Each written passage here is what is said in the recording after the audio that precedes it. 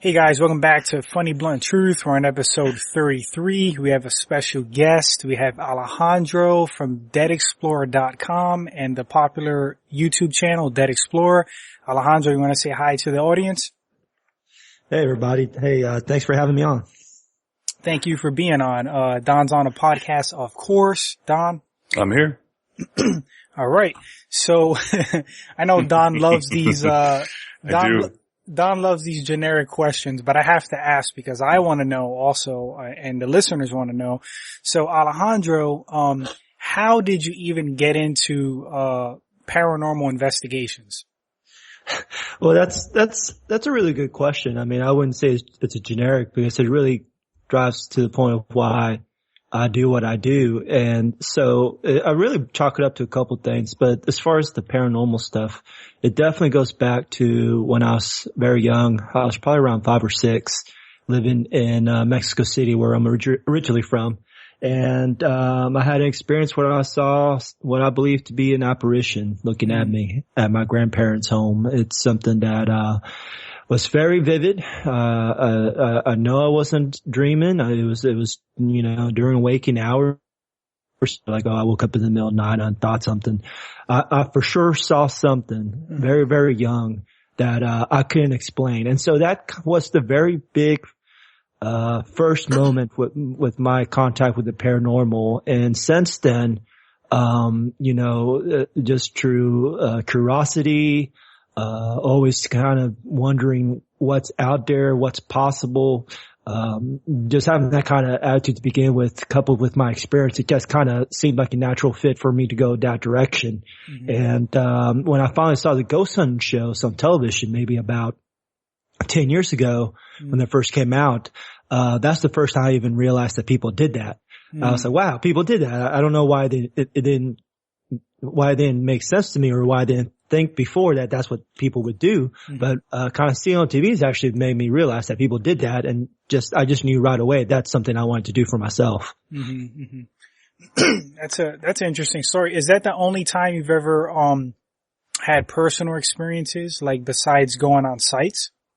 Well, I just grew up basically in a household where the supernatural, was almost a common, topic. Not so much where I lived someplace where it was very haunted, but just the first 6 years of my life, I lived in Mexico. So, for the first 6 years of my life, there was many ghost stories. Dia de los Muertos was big. La Llorona was big. I mean, I just kind of grew up around that culture. If you ever misbehaved, the nanny would tell you that the kukui would come get you. And so ghost stories were even used to keep kids in check. So, I kind of grew up with that. And then an extension of that is that I grew up with, people in my family who claim to have abilities to see things, to predict things, and to the effect that although my mother, who's a very straight and narrow person, very serious. I mean, she's a great mom, but doesn't really delve into topics of fantasy or things like that. But she would, every once in a while, would tell me if I ever felt like somebody was watching me, to tell them to stop or to leave, that they don't have permission to be where I was at. And then, it's just kind of weird. It's kind of weird for your mom to tell you those type of things when you're growing up. And so, I just had that kind of in the background. And then, I just grew up really, really interested in ghosts and cryptids and UFOs and aliens and all that kind of supernatural, paranormal stuff. Basically, growing up, that's just something that I was always been fascinated with. So although I wasn't ghost hunting per se, I was doing a lot of research, reading a lot of stories, a lot of books that were supposedly nonfiction. You never know. Even the ancient aliens stuff, I used to read about ancient aliens before there was even a show. So, I've always been fascinated with those things. It's just kind of something that it's just part of who I am, I guess. The Anunnaki, right? That's what they're called.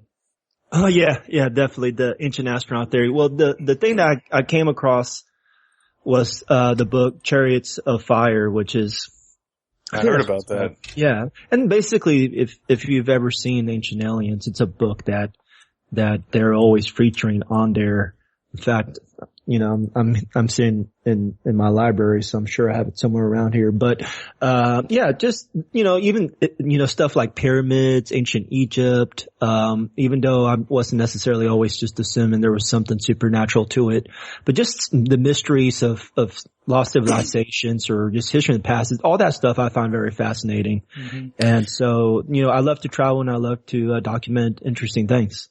Yeah, so something funny. I don't know if you came across this on the web, but I think it was this year. It was pretty recent. They claimed to have found like it was like a carved like stone that looked like a Nokia phone. Remember that, Don? Did I tell you about that? I think I might have heard of it. It sounds familiar. I swear. Oh, you did tell me about that. Sorry, yeah, that it was found like in some ancient rock, a Nokia phone. Yes. Like the carving that would look like you would find like a cave painting of something that looks like a buffalo, but it was like specifically a Nokia. It had keys and a screen. It was ridiculous. Like what was that game called going on? It was all, what was the name where you pick it? Sorry, I just ruined that. Do you know which one I'm talking about? Where you pick, or maybe it had solitaire running on it? No. But it was just the outside of the phone though, right?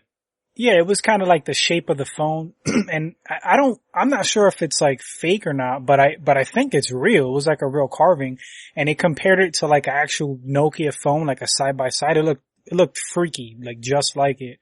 So, I believe in stuff like that. I mean, just the way they built the pyramids, I mean, there's a lot of questions that get brought up, you know, the engineering, like you can't even fit like a piece of paper between the stones and some of those stones weigh so much. Is like, how did they even lift them up in the first place? You know, I think that's, you know, a good point because there's a lot of people that say even with modern machines that we couldn't build, the pyramids as precisely as they did. Right. But anyway, back to the paranormal, but can I lead in on a question on that? Because go ahead. Now Alejandro said that he's interested in aliens as well too. Is that something that you feel like you're also going to investigate more of rather than just paranormal? Is like aliens and like UFOs and stuff? Yeah, I've thought about it. That's a really good question. I've thought about it. I mean, I've on occasion gone to some places, like I have visited Roswell, New Mexico, but more of a tourist than, on the job or quote unquote job of trying to document stuff. So sometimes some of those things that I'm interested in, I just partake in as somebody that is a fan of that topic more than, trying to go out there and focus my attention on it. Although I have thought about it, I think probably the thing that would logically be the easiest for me to do next is maybe looking for maybe something like Bigfoot. I've been very close to pulling the trigger on something that a couple times through contacts that I have in that community. But the ghost stuff also keeps me pretty busy as well. And it's the one thing out of all those that I think I have the biggest passion for. So I think that's why I definitely go that way. Mm-hmm. So before I get into the second question, Alejandro, I just wanted to, I wanted to go back to the apparition, just real quick. Did it look like a person or did it look like something else? Like, did it look like you were looking at an actual person? Yeah, it definitely looked like I was looking at an actual person. And so to kind of just give you a little bit more detail, I was at my grandparents' apartment in Mexico City because, for those who aren't familiar with Mexico City, and how it looks, well, just kind of picture any other big city, San Francisco, New York, there's a lot of apartments, there's a lot of high rises. And so my grandparents lived in an apartment and I was, actually in the bathroom, by myself. And, I looked out a window and what I could see was basically a woman's face with some kind of veil or almost like what a nun would wear, over her head, looking in. And so, I can remember that so vividly. And the thing that after that actually becomes more of a blur is what happened after that, because I remember running out of the bathroom and I remember obviously telling people that I seen it. but I just don't remember how people reacted. I don't know if people said, "Oh, you're seeing things," or stop it, or your match. That part, the memory gets real, hazy, fuzzy. but I definitely remember it. And so, we moved to the United States when I was 6, and then I went back to Mexico in 2000, 2001, somewhere around then. And, it'd probably been the first time in 16 years that I've been to that apartment. And that's actually the first thing I went to look for. We walked in, I walked into the front door of the apartment, and I went straight to that bathroom. I wanted to take a look out that window, and what I kind of connected as an adult, which I did not really connect as a child, is that this is actually the first time I was actually able to look directly out that window, and that window was a dead drop into a little courtyard in the middle of the apartment building. Mm-hmm. So as an adult, I realized that that there would have been no way possible for something to be standing outside that window. It would have to have been floating. So, let's say it's strings. That's definitely a little freaky. Yeah, but the memory, so it's hard because some parts are so vivid and some parts are not, because, you're basically going back to a memory that's very old. And then as an investigator, and we haven't really talked about, investigating, I'm sure we will, but, I'm basically pretty skeptical when it comes to most stuff that people claim. Although I've had experience and I do investigations and I love it, I go in from the point of view that I will try to debunk whatever I can and try to find rational explanation for whatever I can, in hopes that if I do that, whenever I do experience something, and to me it's something really legit. And so the skeptical part of me thinks back and wonders, was it my imagination? What was it? And, what exactly caused me to see that? But unfortunately, at this point in my life, I'll just never be able to answer that.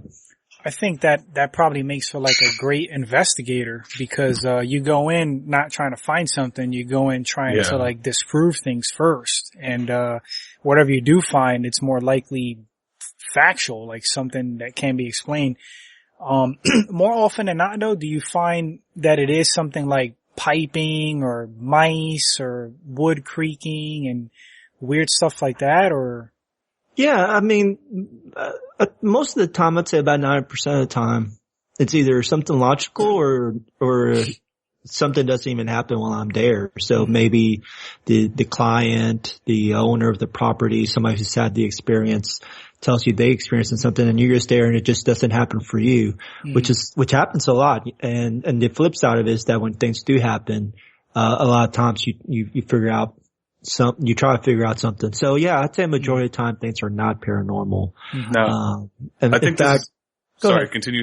No, go for it. I was going to say, I think this is a good point for me to ask. And we've seen your YouTube videos, but when you talk about going there and you experience something, what's like the wildest shit that's ever happened to you?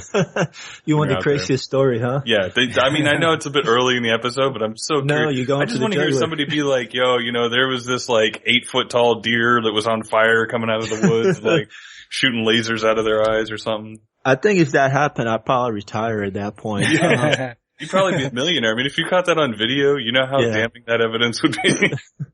That'd be something. No, I think the coolest, there's a lot of different things. To me, some things are cool, some things are freaky. So, there's definitely different ways I can answer that question. But I think on face value, probably the scariest thing that's ever happened to me on an investigation has actually happened about 3 or 4 years ago at a place called Gonzales County Jail. Which was a jail in the 1800s, where hangings took place. And, in one of the rooms which was called the lunatic's room. And I know more history about it, but to keep the story short, I was in there with another investigator, and, the investigator started acting like he was getting choked. What? He started keeling over. He started making a really physical gagging sound. I was, yelling for other people to come join us. I was trying to get him out of the building, and we run him out, and he says, something's choking me. And his eyes are bloodshot red. He's got tears running down his eyes. it was really freaky stuff. And in his mind, it really was a ghost. You know, if you ask him even now, you know, Jay, what happened to you that night, he will tell you it was a ghost. And that's crazy. And because, you know, and it really is, it's a personal experience. For him, it's a personal experience. I mean, it doesn't prove that ghosts exist. It doesn't prove that the paranormal exists. But for him, it's a personal experience, and at face value, and, you know, for him, it's going to be what it is. For me, even if it wasn't paranormal, it's a very scary moment. We had an investigator that was having something, you know, really bad happening to them. So that'll, even without the supernatural side of it being a possible factor, it's just scary. You know, you just going through that. It's scary. You're not prepared for that. You don't expect that. And that actually kind of changed my way of performing investigations, because it's kind of one of those things where once you get hit in the stomach once, you know, you kind of don't feel so invincible. So, you know, it was definitely scary. It wasn't necessarily proof that's paranormal, like I said, but, you know, as far as trying to debunk what it could have been, you know, some of the comments on the YouTube video are like, well, it's allergies. Well, I don't think it's allergies, because that jail actually is a museum. People go there during the day. They do tours. They bring buses of kids there during the day, believe it or not.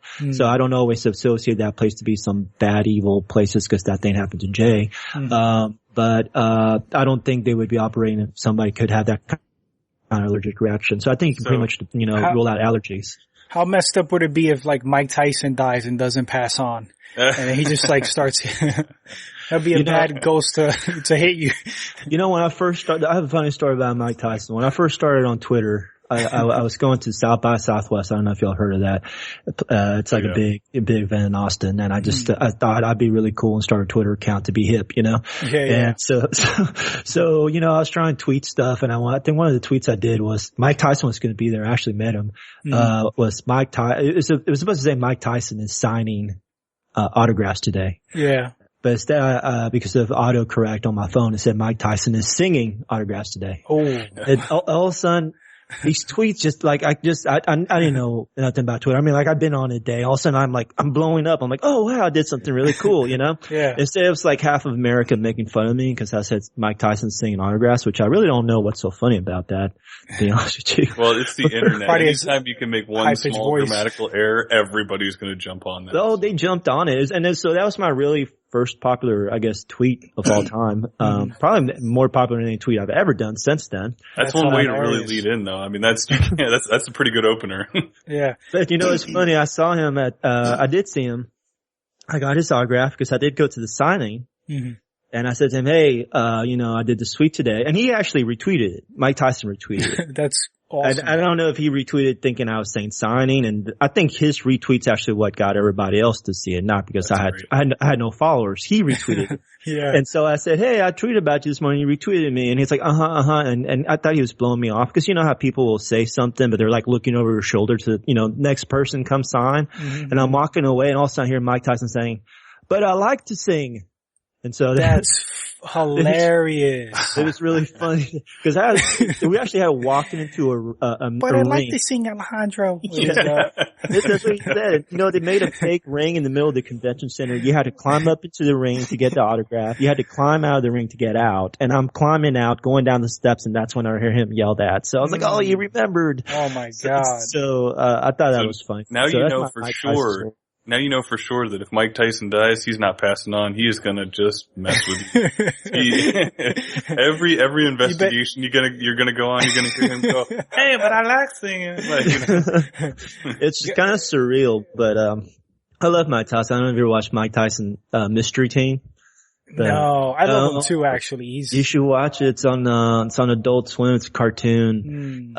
It's like Mike Tyson in a Scooby-Doo team. It's a cartoon, and the funny thing is he's in on the joke. So you know, it's actually him doing it. It's him. It's called Mike Tyson's Mystery Team, and it's a cartoon. And he voices himself, and they solve mysteries like Scooby-Doo. But it's always, you know, really effed up one way or another, because it is a Mike Tyson cartoon show. But the funny thing is he's in on the joke. So he gets it you know, he gets it, and he goes with it and he runs with it. I think kind of like he did in Hangover, you know. And it's just hilarious. You should go look it up. Go to Adult Swim, look up Mike Tyson Mystery Team. I'm going to check it out. I like Mike Tyson because he seems like a pretty kind of like what you see is what you get with him. So you know a really funny side story here is that Bradley Cooper was saying that he was one of the most well prepared actors he's ever witnessed. Really? And I think it was the thing is that Mike Tyson was probably nervous to perform when he went in to do his like 1 or 2 lines. And he said he was so well prepared. He knew all of his lines. He's ready to go. He said he was more well prepared than some of the actors he works with. Wow. There's like this old story with, Mike Tyson, I think it was Robin Givens and like Brad Pitt, and she was like hanging out with Brad Pitt, and I believe Brad Pitt talked about this story. He was like just terrified. He thought Mike Tyson was gonna kill him, cause like he just like, popped up out of nowhere and saw like, Robin Givens and him hanging out, and he basically told, Brad Pitt, get the hell out of here, because he was gonna hurt him or something. Anyway, on to the next question. So Alejandro, you brought up like comments like on Twitter and like YouTube. Now, do you encounter more, skeptics and non-believers, or people that agree that there's something out there besides, there's like an afterlife and ghosts? I think there's definitely a fair share of both camps. There's people who are fans of the show that are always, they're going to be the same ones commenting, day in, day out. And, they're the ones who usually either they believe or they don't believe, but they like the way the show is presented. So they're a fan of what I do, regardless of the fact of their own personal opinions, which is actually, what I'm most proud of, that there's people who don't believe but still watch the show, which is, what I think makes the show different. It's the cool thing about being on YouTube and making the show for myself and being independent is that I can present it however I want to. And I know that there's going to be people out there who are going to appreciate that.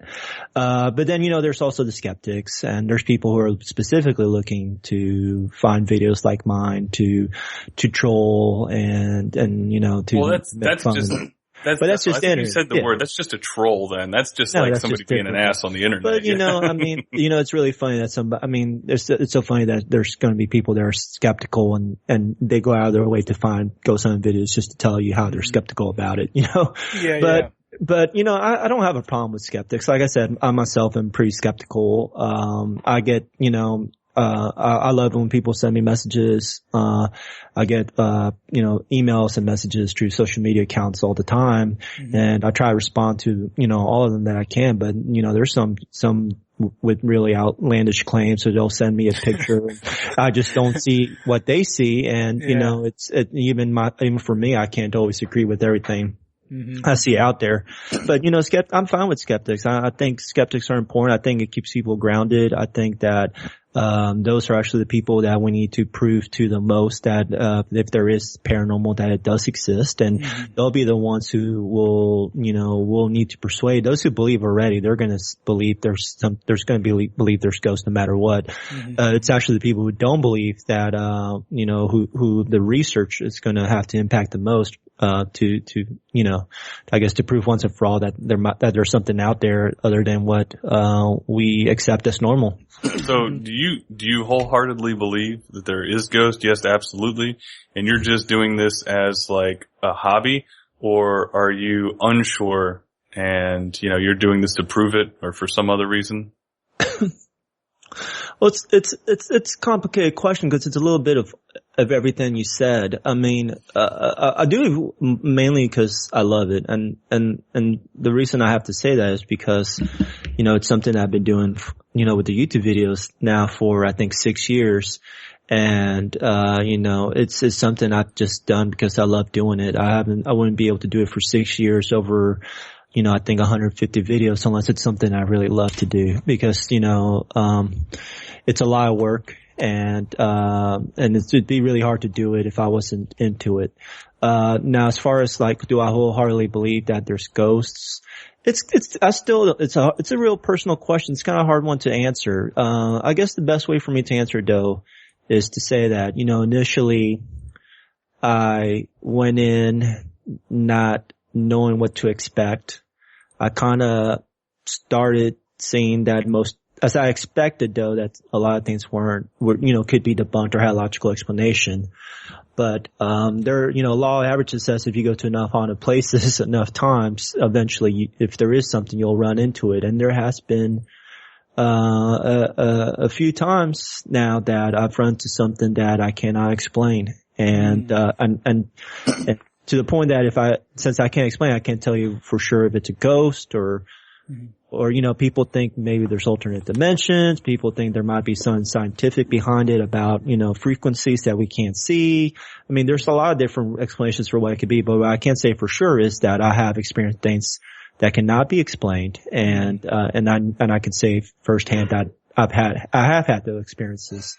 So Don's all about those alternate dimensions, right, Don? Well, I think I'll tell you what, I'm about repeatable, verifiable evidence. So I'm one of the skeptics you talk about, but I do not troll the internet. I will say, I know those people that do, and I've watched ghost programs before. I watch everything though, but I also, just to make a personal statement, believe that, there can be an open discussion about things, whether you believe one way or the other. It's kind of why we have the podcast. But what was the original question? Sorry, where were we going? Am I a wholehearted believer? Oh yeah, no, and that's the thing. So I would always do it, but it was about the dimensions and stuff. So I always wonder that if ghosts are possibly just something from another, if they were a 4-dimensional creature, we would only see something akin to a sliver in our world of them. Right. I'm just not sure. The hard part, if you did find anything, I think the hard part would be to have, repeatable, falsifiable evidence. How you have, like, let's say, you catch a ghost walking in front of a camera, but, I think, you would need to really have something in order to completely, trounce any skeptic or whatever it is, to have something that's repeatable where you can go into the room, you can say, we're going to do this, and we see a ghost every single time. Which would be awesome. But yeah, no, if it was a dimensional thing, I'm not even sure if we'd ever even be able to. Well, I mean, there's absolutely, at the end of the day, as with what I do, and a lot of people ask me, about skeptics and, the other end of the spectrum is that that I have investigated with people that to them everything's paranormal, everything's a ghost, every little thing that happens, that their mind goes straight to it's a ghost caused it, and that's the 100% truth. So I've worked with people both ends of this spectrum. Mm-hmm. And, at the end of the day there's really no right or wrong way to ghost hunt. If there was, there would be that kind of proof that you're describing, that something that would have already proven for without a doubt to everybody that, something, maybe a ghost or paranormal exists. And since that hasn't happened, there really is no right or wrong way to investigate. Because if there was, everybody would be doing it and we'd be getting the same results every time. Mm-hmm. As far as kind of like getting something kind of you described, I mean, in my mind, I'm wondering, that would be something almost to the point you would need some kind of technology that doesn't exist now. Right. A lot of the stuff that happens when it does happen, it's very spontaneous. Well, and so, and especially when it comes to video, because video is going to be the hardest thing, because sometimes I have seen things with my eyes, guys, but not had a camera pointed at that direction, because sometimes by the time you realize you've seen something, mm-hmm. you can't react fast enough to put your camera there when that thing's now already gone. Yeah, to load it up, to turn it on, to hit the record button. Although one of the things that I've been working on, and talking about, I guess, technology and bringing it full circle, is that, I have now started, on investigation shooting, 360-degree videos. Oh, that'd be awesome. Cool. That'd be terrifying. and yeah, I put up 3 videos so far, and I have like 3 or 4 more that I'm really, looking forward to sharing. But the thing is that, like I said, I have had experiences where I have seen things. Now, not to the effect of what I saw as a kid, where you see something that looks like a person walking through, a room. But, on a couple occasions, I have seen, light orbs, not the kind that people will document by taking a flash photograph and then or a video and maybe they're capturing dust or something. I'm talking about real lights that are in the same room or the same area as you, that show up up and disappear. And I have seen that a couple times. That's and crazy. a couple other times I have seen what is a more of a shapeless, formless white texture figure that would appear to have no feet, but just kind of move in and out of sight. And, there's a couple of theories about That's freaky. why we can see in our peripheral and why our eyes see stuff in the peripheral and why our eyes could confuse things. So I realize there's logical explanations for those things. But the thing is the cameras just didn't capture them because the camera wasn't pointing there. So my hope is with the 360-degree cameras is that if I do see something like that, the camera will capture it because it's shooting everything in every direction at the same time. No. And at the same time for a skeptic, they'd be able to see what's going on all around you. So in real time, yeah. So it'd be hard for somebody to, fake evidence. So I really think that it increases the probability of catching something, on camera. Yeah. And so I'm really excited about that. And those are little steps forward that could actually really help increase the odds of catching something substantial. Now, you were talking about technology, and I think it's actually a good point to jump over to asking you. We actually had a amateur, I don't want to say ghost hunter, what is it? Paranormal investigator. Yep. And he had all types of like electromagnetic, registers and, I don't know, was it thermal cameras? He had a couple different, he had a couple different tools at his disposal. What do you use exactly?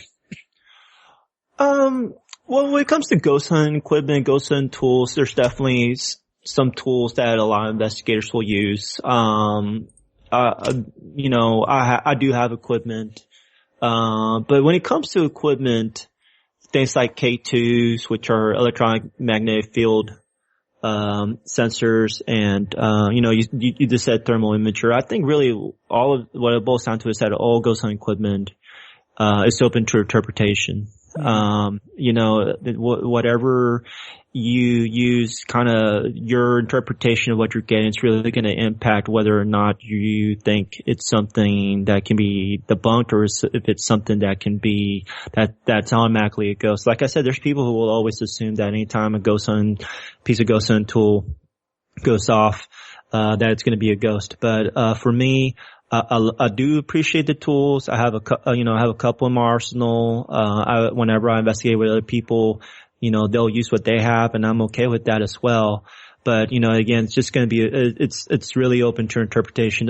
They're all open-ended. And so when I do have, some kind of, something that I capture that I feel with a ghost hunting tool that's substantial, to me it has to be really substantial because I know that really it could be anything. So I look for things, like you said, that are repeatable, that kind of can't be explained. And once I get to that point, then something I capture with a ghost hunting tool can be maybe something worth noting.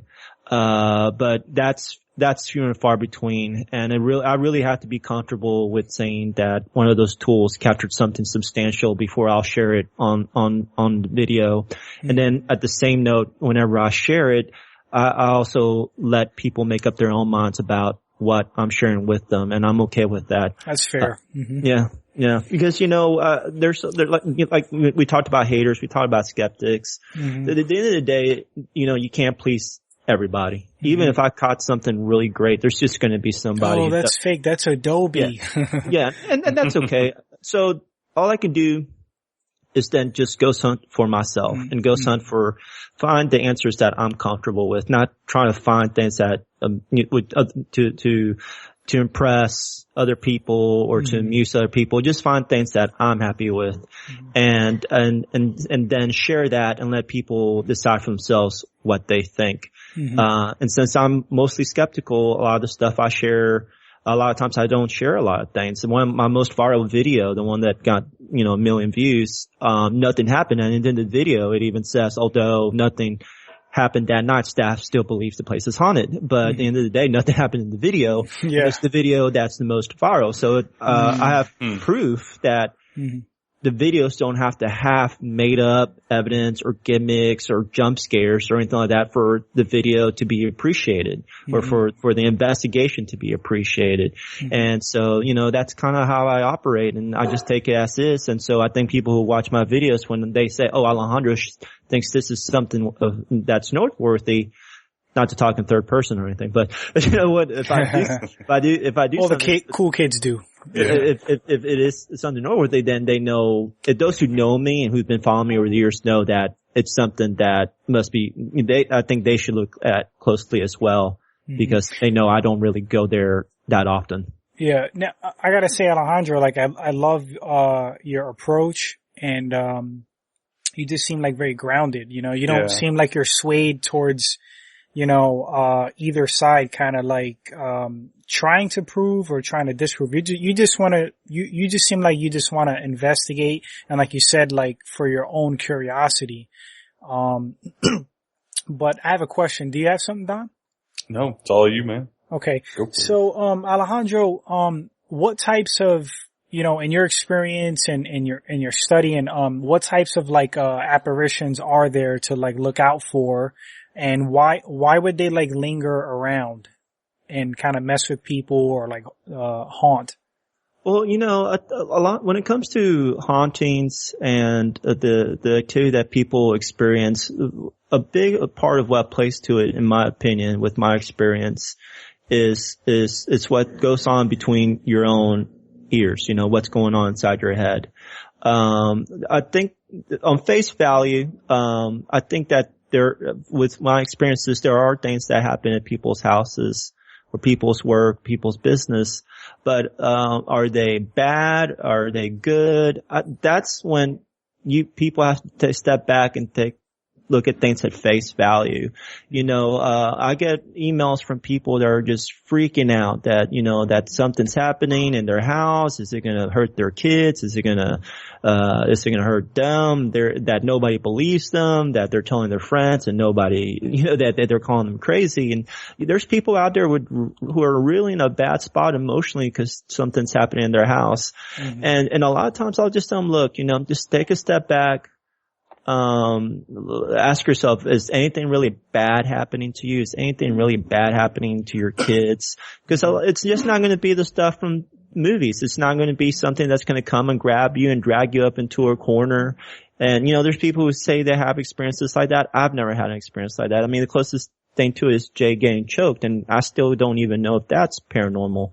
But the advice I give to people who have those kind of experiences is, look, just, if it is there, just realize it's there not because of you or not because it's attracted to you. It's just there because it is, and just live around it, live with it, don't make it into something that it's not. And that's really the most powerful piece of advice I can give anybody who's having activity in their homes is don't let your own imagination or your own interpretation of what it is create something that's not there. Sometimes it's creating something that's not. Yeah, well, thanks. But I mean, I think sometimes people are creating things that are not there to the extreme that there's actually nothing there. They think their house is haunted, but there's 5, 6, 7 different reasons for why they're experiencing that. None of them are paranormal. And then there's people who do have stuff, but their own imagination makes it worse than it is, Oh, a door closes, so the boogeyman's here. Well, maybe something does be a draft. And maybe it is a ghost, but if that's the worst thing it's doing, then is it really going to harm you? Probably not. So, So you're not afraid? You're not afraid then of getting injured then? Possibly like getting, going into a room and seeing a 10-foot tall donkey with lasers shooting out of his eyes or something? I'm usually not scared, but I'm also not dumb enough to assume that nothing bad won't happen to me. I mean, it's just like in life, I could go and drive my car and be in a really bad car accident. I could go somewhere or something and be in the wrong place at the wrong time. So that whole wrong place, wrong time thing, I realized could just happen in an investigation. So I don't let it scare me just the way I wouldn't be scared of the wrong thing, wrong place, wrong time happening to me anywhere else in my life. So it's just an extension of who I am during the day, but obviously at the same time, I try to be careful. I think you just like anything else, you take precautions for the worst case scenario. So like if I am driving, what do? I put on my seatbelt, I don't text and drive. So when I investigate, it's kind of the same thing. I don't necessarily assume anything bad's going to happen, but I take a couple precautions, across for, religious, superstition.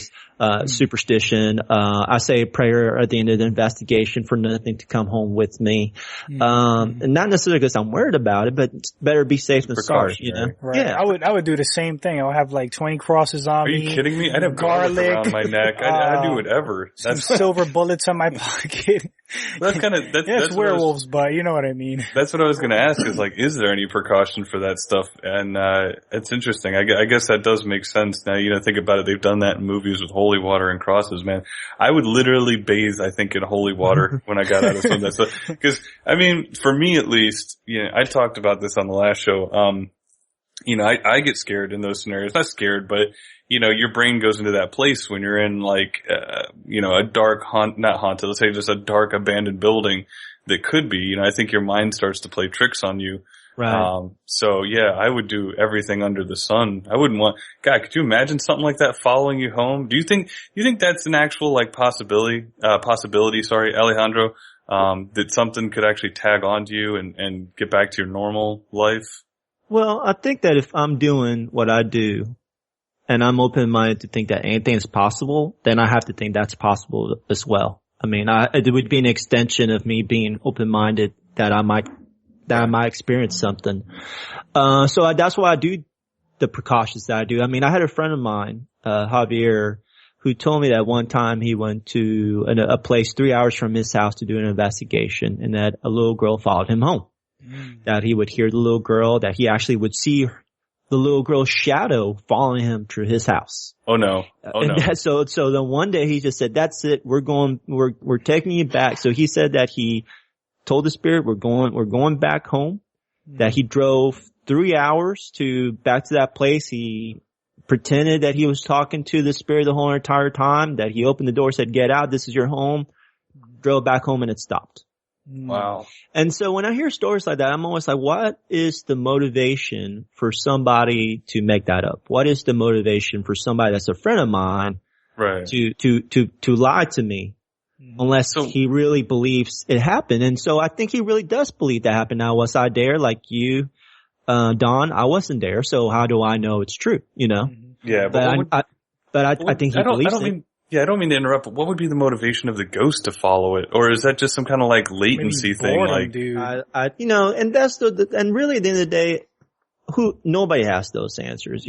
People can claim to have those experiences, but for me to tell you that, I can definitely tell you an answer for why that would happen. I can't. I really can't. If I did, then I would at the same point be able to tell you, like I said, how to catch a ghost every single time. It's a personal experience that somebody has. For me, the reason why I prepare for that happening and why I say prayer is not necessarily because I think the prayer is the thing that has control over ghosts. It's just the thing that brings me comfort. So I just go by something that's comfortable for me, something that gives me peace of mind, that is going to somehow help. And it's not but it's not the right way to do it. It's just what works for me. For somebody else, it might be something else. And for some other people, on the other end of the spectrum, in their minds, they're looking for the bad thing. There's people out there who claim to be demon hunters. There are people out there who claim that they can clean houses. And I'm like, that's great if that's what you want to look for and that's the kind of experiences you want to have as a person. If that's the kind of stuff you want to dwell on, I guess to each their own. For me, I'm not interested. I'm not interested in thinking that there's bad things. I'm not looking for bad things. It's just not the way it's not the way I roll, Yeah, and, now if they're right, obviously that would be scary. And then at that point, I guess like anything that happens in life, you would have to deal with it. But that big scary room, instead of letting my imagination get out of control, that there's something there, that's probably the part that I have been able to say for sure that I've trained myself where I do take steps within myself, with experience, with talking to myself, with doing it enough times that I can shut that off. And therefore, I don't let my imagination play tricks on me and make things happen that just aren't there. So that is something I can say for certain by approach or technique. I have gone to the point where I try to eliminate that from happening. And that's more logic than superstition. You know what I mean? I can only imagine just being a demon hunter. I mean, like, oh, geez. If that figured all that. Yeah, I know. Pass. That's what I'm saying. Like, the one dude had a girl follow him home, and that would be enough to cause me an aneurysm. Forget, like, you wake up in the morning, it's like, good morning, from the incubus. Yeah, I don't need a Zazel in bed with me. That's cool. Well, I followed one of those demon hunter one time on an investigation, with another guy. He and I basically just filmed it. And I mean, me and this guy, my other cameraman, Roger, were just looking at each other the whole entire time, just rolling our eyes and, kind of giving each other side looks. And, we were really entertained, and it actually made a really interesting video. It was actually kind of fun. But at the end of the day, it's kind of like the thing is this, and this applies to a lot of investigators, and I don't think this is a bad thing. But for a lot of people, what ghost hunting is basically an escape. They work a job Monday through Friday. Maybe it's a job they don't like. Maybe they're in a relationship they're not happy with, whatever. But on that night that they go to that haunted place, they're a ghost hunter. And things are gonna happen, and they're gonna be there, and they're gonna capture it.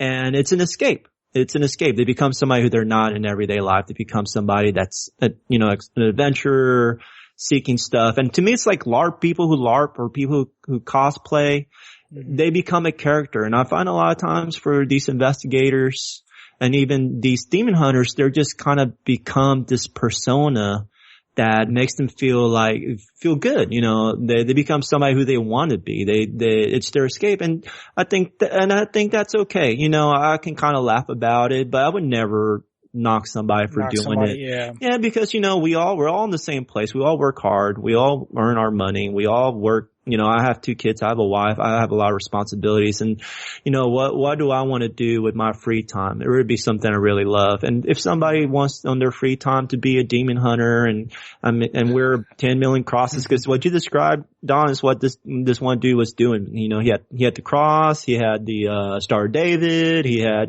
probably like every superstitious symbol as well.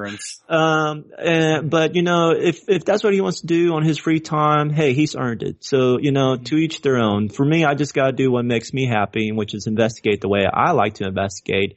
And in the end of the day, that's good enough for me. And I'm just blessed that there's people, for whatever reason, partially of it is, I think, is luck, by chance that, I got discovered by other people on YouTube that I was putting these videos up and people dig it, and it's kind of become more than I ever thought it would, become. But at the end of the day, it's just it's back to basics. It's really just doing it because I love it and doing it because it's the way I want to do it. That, since you just brought that up, Alejandro, that brings me to the next question. Did you ever think that this would blow up for you the way it has, or your YouTube channel would just get as much traction as it has? And, is this surreal to you? No, absolutely not. I did not expect it to become this thing where, I have over 45,000 fans if you add up Facebook and YouTube. I mean, it's not why I started, honestly, and it's not what I intended. So it is surreal for sure. The reason I told you why I do the paranormal part, but the reason I film it is because, it kind of goes back to being a kid as well. When I say kid, my friends and I, we would make videos just for ourselves. We would make videos that we would take to school and show at if there was a class project, we would make a video. Instead of, writing a paper or something, we would make a video. That was our go-to thing. And so we were making parodies of movies, and this is before YouTube, this is when you had to make it, on a VHS tape, and somebody had to have access to an editing deck. And we would shoot it at my friend, our church, my friend John, his mom, Rosemary Manganella. She she worked in the school, the Catholic school at our church. So they would let us film in that building in the weekend. So we would film Star Trek spoofs. We'd film, spoofs of movies. We did, our arachnophobia instead of arachnophobia. That's cool. Because, when I was in 7th grade, we were in the first, Gulf War. Dances, with wolfers. I don't know what that means because that's supposed to be Dances with Wolves. Sleeping with an enema. I want to see that one. Well, we're working on the sequel. No, but nice. We were making those movies, when we were kids. And so when I started making YouTube videos, I did not intend to make, a ghost hunting show. I actually intended just to put up random videos whenever I felt like it. And that's what I did for about a year. I put up videos about zombies, parkour, my weak attempt at it, video games, just whatever kind of interested me. And so with that, I made some ghost hunting videos, with a camera that wasn't even night vision. I mean, if you find the videos, they're still up there. I shot them with a regular camera with no light vision. And I mean, you can't even see anything. But I did it because it was something else I was interested in, just like those other things. But the thing is that's the video that for some reason people responded to. And people, even as I was making other videos, people were asking me, when am I going to do another ghost hunting video? And even to the point where other real paranormal groups started asking me if I wanted to go investigate with them. And I did. I drove to Arizona, a group on YouTube who used to like my videos before I even did a ghost hunting video. The minute I did one, they said, "Hey, dude, you gotta come out and investigate with us." So I went to Tombstone, Arizona, where Doc Holliday and cool. Wyatt Earp did their thing, and I did an investigation, and I was like, oh wow, I mean, this is really real. There are real investigators. This is like the TV show, but not like the TV show because this is for real. And just out of them watching one of my YouTube videos and me saying, yeah, I'll go to Arizona, why not? Not being afraid to take a risk and go somewhere just for fun.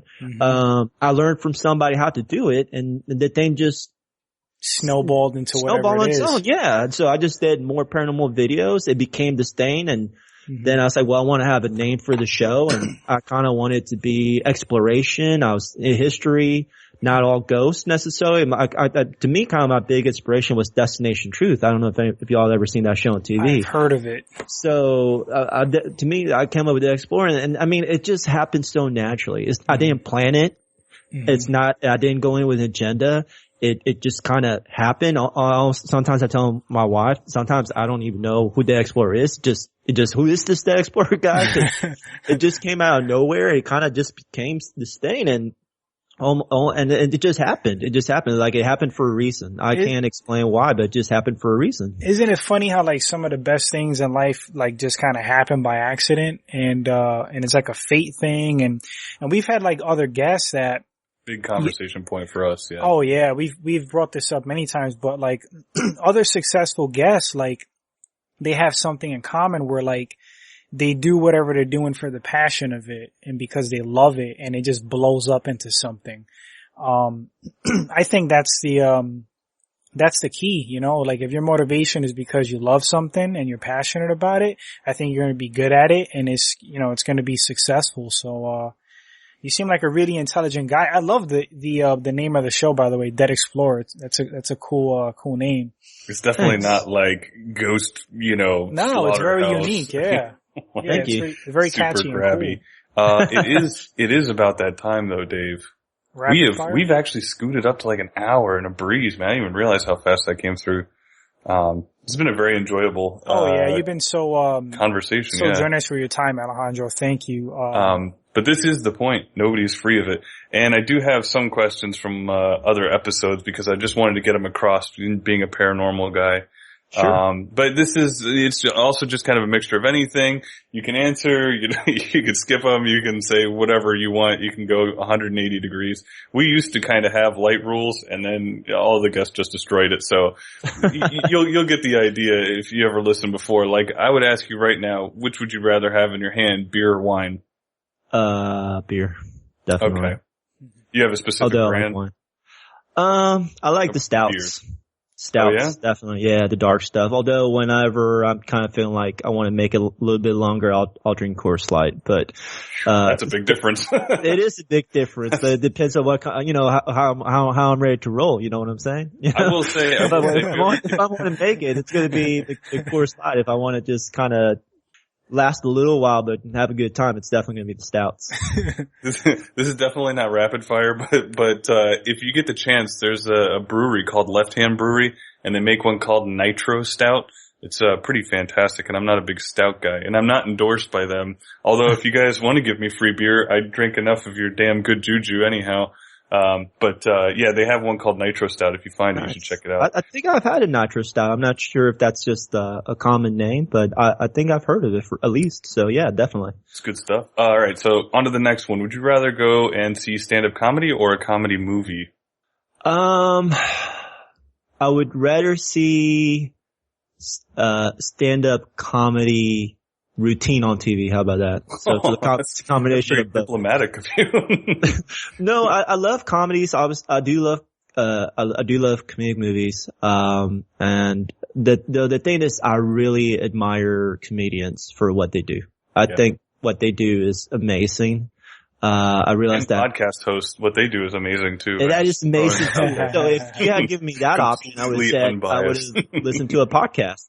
But you need, so okay, on to the next one. That is, I'd rather listen to a podcast. There you go. No, you don't have to be diplomatic. Like I said, you could say anything. You could be like, I hate this show, whatever. I'm just having fun. And I wasn't trying to be diplomatic. I honestly, the reason why I say that is I'd rather watch a stand-up routine on my TV than get out of the house, go somewhere and see him in person. I mean, I have on occasion. I saw Dave Chappelle way back in the day. Dude, he was I'm trying to think who else. I feel like Dave Chappelle's the only one I really made an effort to go see. Though I have seen, some He's local pretty acts. awesome. Well, yeah, we actually saw him stand up as well too. And the thing is, when I was younger, I think I went to go see more, but it does get to be the point when you get into at least getting through your 30s and into your 40s, I would imagine it's the same. It's the money to get like either a babysitter, a dog sitter, whatever it is. It's the money to get there. It's the long lines, and it's like you're in a seat that's like behind the pillar and you can't see the comedian. And then on TV, it's like perfect 1080p. Exactly. Yeah. So that's actually why I answered it that way. Cause I do like stand up routines and I admire what they do, but to me, I would watch them in my own house. Okay. All right. So on to the next one. Would you rather have horns on your head or tail on your ass? Definitely the horns. It's more badass. Horns are cooler, horns? yeah. Yeah, for sure. Yeah, no doubt. Which is sexier to you, a French accent or a German accent? French. Yeah, I think that was kind of an obvious one. I had to change it up because I already asked it before, and I was like, I need to just kind of shuffle this. Anyhow, would you rather be hiking a mountain or flying a jet? Oh, wow. That'd be cool to fly a jet. I've never, like, you mean like fly? Like you're in the cockpit flying? Like you're the pilot. That'd be really cool. Mm-hmm. I guess I'll just stick to what I know and hiking the mountain. I love hiking. People, yeah, I like, that's what I like to do. Me too. Nature. Love it. Now too. Here's a simple one. Would you rather pop some bubble wrap or pop some bubble gum? Bubble wrap. I don't know how to pop. I don't know how to blow a bubble. I never figured it out. I'm 38. I don't know how to blow a bubble, but I know how good it is to pop some bubble pop. Or bubble wrap. Yeah. It's addictive. Can't turn it down, man. Anytime you walk past. This is one of my favorite ones I brought up from the past here. Would you rather have annoying neighbors or bad internet connection? Oh, I think I have to go with bad internet connection. Really? Yeah, annoying neighbors are the worst. Yeah, you can't sleep with some crazy neighbors, man. No, I mean, or when you want to move and you're just not happy. Yeah, that's just the worst. It is. That's actually why I put that in there. It's from personal experience. Oh, no, I feel you. Believe me. If you could relive, I really like this question actually. This is one of my favorites that I just love to hear people's responses. If you could relive 1 year in your life, which would it be? Ooh, when I look back, I think that one of the funnest years I had was back in 1999. It was the year I turned 21. I was living in New York City. I was working at a underground hip hop label, basically getting paid in pizza and other stuff. And, and it was a lot of fun. That's kind of paycheck, dude. You get the munchies and the food. That you got it. That was it. So it was a blast. And it's also, it might sound like I'm saying this just to suck up, but it's also the year I met my wife. So 1999 was a very good year. Hey, that sounds like a great year. Awesome. Now if you could travel through time to any place. Now we had to like explicitly state this because last time it went way too far. You had a bubble, you're safe, you can do anything, you're not going to get injured. Would you rather travel to the past or travel to the future? Oh, wow. That's pretty, I didn't think you were going to say to the future. That's a really cool question. Oh God, what do you want to know? Exactly. Well, that's the thing. I mean, do you want to go in the past and see something that, like dinosaurs or Albert Einstein, or do you want to go into the future? I think I'd go with the past. Just cause I'm a big history buff and I think I'd be scared about what I see in the future. Yeah. Although I'm sure there's some bad stuff in the past. It'd be really cool to go back in time and see it. So I think I'd rather go back in the past. Who would you go to visit? Napoleon? A couple of things pop into mind. I was a big Sherlock Holmes fan growing up. Yeah. Sir Arthur Conan Doyle, so maybe some Victorian England kind of gaslight type stuff. The Italian Renaissance would be really neat. Ancient Egypt, the Greeks, it'd just be a lot. I don't know which one I would pick, but maybe I'll go back and try to figure out what happened to Atlantis, huh? How about that? You could just say you have a TARDIS, you're just going to travel everywhere. There you go. We'll just go with that. Funny little side thing, Alejandro. I visited the Gillette Castle. William Gillette, who played Sherlock Holmes. That's up in East Haddam, I believe, Connecticut. It was really cool. It's like a little mini, it's a mini castle. I mean, it was really cool. They give like a tour and stuff like that. The property was like just beautiful. And there was like a video they showed, showing like all his films. Like, I think he played Sherlock Holmes the most, like on film. Out of any other actor. But anyway, go ahead, Don. If he's not Benedict Cumbernuts, I don't know him. I'm just joking. I actually read the old books, the author Conan Doyle. I think. You know what I think is really neat is, and I don't, a lot of times you think way back in the past, but I think that whole golden age of Hollywood is kind of a neat period as well. If you ever go out to that's LA. A good point. Yeah. Yeah, kind of like Chinatown, Jack Nicholson type. Yeah. Hollywood, LA. Early Jack Nicholson, back when, what was it, like cars were dangerous, but safe, sex was safe type thing, Yeah, just that whole, period. That would probably be cool. Oh, that would be awesome. That's actually a good point. All right, now we're going to go into a bit of the paranormal stuff that I stole from the other episode with the paranormal guy because it was too funny not to bring back up. But someone tells you that they can bring a spirit out that you can actually study, but it requires a sacrifice. Would you rather sacrifice a goat or a horse? Yeah, it's a serious question now. So somebody says they could do this, or you just ask? Yeah. Somebody comes up to you and they says, "Look, Alejandro, I got a spirit I can bring out, but we need to I ain't sacrifice." sacrificing any animals to see a ghost. That's all. That's a fair enough question. Fair answer. You said you're not going to sacrifice any? No. Good I don't need to see them that bad. Hey, man, I like that. That's nice. Cool. We take any answers here. The points don't matter at the end of the show. I'm a big wuss. I don't kill animals. I mean, I get it. I mean, I have a lot of respect for people who still keep up the customs of being able to take care of themselves by doing that, Mm-hmm. I wish I could be that way. I wish I was independent on the economic world around us, like grocery stores for me to eat. Mm-hmm. But I also know who I am, I'm a big, I respect that, Alejandro. I'm a big animal lover myself, and, I don't get hunting for sport. I mean, I get it if you're gonna hunt to eat for the food. Animal. For food. But just to kill it and put the head on your wall, I don't agree with that. But recently there was a guy who, he didn't shoot this bear from like 100 yards away with a rifle. He used a spear. And this guy was like about 50 feet from like a black bear. You can go on YouTube and look it up. Wow. Like man kills bear with a spear. And maybe like longer than 50 feet, but he was pretty darn close. And he actually killed the bear with a spear. That's and insane. There was a lot of backlash to it because people were saying, oh, it's like inhumane and this and that.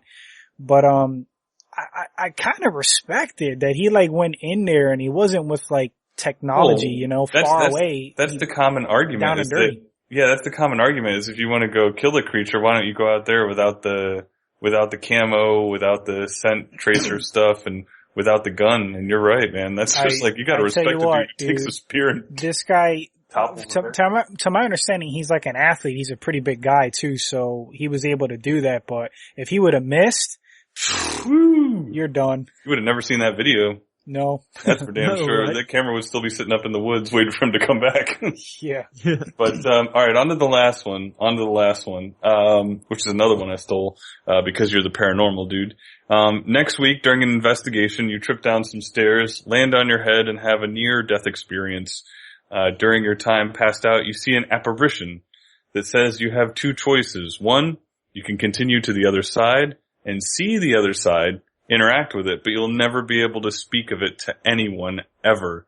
Or two, you can go back to your body now and remember the questions from the apparition, and you can talk about it, but that's as far as it gets. Which would you pick? Oh, I think I'd have to go to the other side, even if I don't remember. So you would take the full trip then? Yeah, because then I wouldn't remember that I forgot. So for a second, I get to check it out, and then well, the thing I wouldn't have the guilt of like, so if I came back. Oh, you'd remember it. I'd remember that I got the chance to see it, but I already forgot what it looks like. No, you remember it. You just can't speak of it. Oh, I can't speak of it. I'm okay. Yeah, like you're bound because if you speak of it, Demon Hellman Hunter is going to come out. No, and I'm get cool you with that. You know? Okay, all right. Yeah, see, that's fair enough. See, I thought the same thing too when I asked it before. I'm of that way. I would just go and do it. And if I didn't have to tell anybody, screw them, man. They already don't know. Yeah, and who would believe you anyway, right? Yeah, exactly. But you would have the confidence. Certainly not the YouTube people. Well, the crazy thing is would you still then go ghost hunting at that point? If you already knew, if you were like 100%, you'd be like, I'm done. Time to pick up a new hobby. I'm going golfing. I guess it depends on what I see, right? Yeah. Very true. But do you have anything you want to plug, Alejandro? Any websites, your channel on YouTube, social media? Yeah, I appreciate it. And I appreciate being on the show, Don Dave. So yeah, the website's deadexplorer.com. It's going to be the best place for people to find new videos, to find out about events. I'll occasionally do ghost hunting events open to the public. And to follow me on social media. So the Facebook and Twitter links are on there as well. And I create original stuff for all of that. So there's going to be live videos on Facebook. There's going to be 360-degree videos on Facebook, and then that you won't find anywhere else. And on the flip side, very cool. On YouTube, you're going to find, 17, 18, 19-minute long videos, full investigations for people who want to sit down and watch a lot of, maybe watch a bunch of episodes.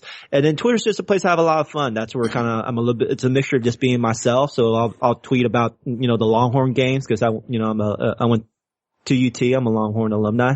And at the same time, I'll tweet about the paranormal. I'll tweet about filmmaking, about, tips on how to do good at YouTube and Facebook and Twitter, just kind of the things that I'm really interested in. So I have a lot of fun with Twitter. And so people can go to the links on deadexplorer.com and subscribe and like those pages and follow, and they'll get something really cool out of all of it.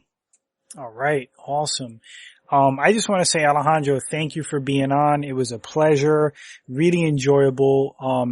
You were really, really generous with your time. And for the listeners, you heard it. Go check out Dead Explorer if you're curious about the paranormal. And there's a lot of other great content on those sites. Oh yeah. So I think that pretty much wraps us up. We cleared an hour. I mean, it felt like 20 minutes to me. I don't know about you guys. Time flies when you're having fun. Great time. Yeah. Thanks big time, Alejandro, for coming out. So, here's our shameless plugs. Instagram, Twitter, Facebook, Funny Blunt Truth. You can find us. Just go into Google. I mean, we're pretty much everywhere, right, Dave? I mean, we're like the Kim Kardashian of podcasts right now. Yes. So. It's not hard to find. Just Google us, subscribe on iTunes, which is huge. Rate us. And, thanks for listening. Thumbs up, thumbs down, comments, whatever it is. Any show suggestions, ideas, rapid fire ideas, Funny Blunt Truth podcast at gmail.com. We'd like to thank Alejandro of Dead Explorer. Go check out his YouTube channel. Super nice dude, for being on the show. For Dave, myself, Don, this has been episode 33 of Funny Blunt Truth. We'll see you on the next one.